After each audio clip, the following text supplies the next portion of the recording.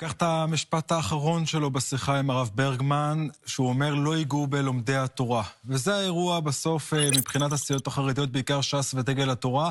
האם חוק הגיוס שהשר ישראל כץ צפוי להגיש השבוע, כנראה יום רביעי, לוועדת חוץ וביטחון, יסדיר את מעמדם של לומדי התורה. צריך לזכור, החוק הזה מכיל כרגע יעדי גיוס של 50% בתוך 7 שנים, 3,000 חיילים חרדים בשנה הקרובה, אחר כך 2,800 ו-5,700, ומספר שימשיך לטפס לצד סנקציות כלכליות, לא רק רוחביות על עולם הישיבות והכוללים, אלא גם סנקציות אישיות, שזה לא היה בעבר.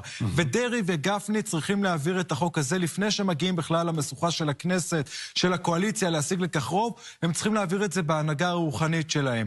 וכשאנחנו רואים את הפגישה הזאת של אריה דרעי עם הרב ברגמן, מדובר באחד הרבנים הבולטים בדגל התורה, אבל עם עמדה קיצונית יותר מאשר חבריו האחרים בהנהגה הרוחנית, וזו השאלה שתלווה אותנו בימים הקרובים.